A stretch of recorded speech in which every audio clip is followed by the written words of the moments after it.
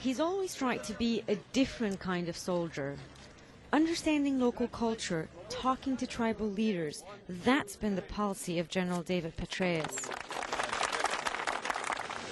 As commander of the 101st Airborne Division, he became involved in reconstruction and securing local elections.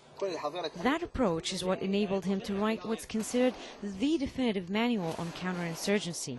He was also put in charge of training the new Iraqi army. Washington saw him as the man who could save Iraq. He was chosen in January as the public face of President Bush's surge policy. The 54-year-old New Yorker bore all the hallmarks of a PR cell. General Petraeus reached new heights of exposure in recent days, giving his assessment of the situation in Iraq before Congress. As a bottom line up front, the military objectives of the surge are in large measure being met. It was the most anticipated presentation by an Army officer since 1967, when General William Westmoreland testified about the Vietnam War.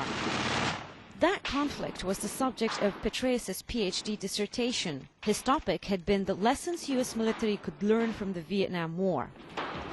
Some critics say, all these years later, the general had failed to heed his own advice.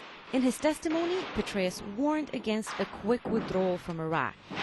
But even before the testimony, as leaks trickled out to the international media, there was uproar about what the general was about to say. An American anti-war group took out a full-page ad in the New York Times, accusing General Petraeus of cooking the books for the White House. General Petraeus or Betraeus, it asked. This is not a knock on you, General Petraeus. And his recommendations didn't exactly fly in Capitol Hill. The fact remains, gentlemen, that the administration has sent you here today to convince the members of these two committees and the Congress that victory is at hand. With all due respect to you, I must say, I don't buy it. Please don't do what you did in 2004 when you painted a rosy scenario in an op-ed piece, turned out to be wrong, like you did in 2005 when you told us, and we believed you, that the Iraqis were just about there. They were going to take over their own defense.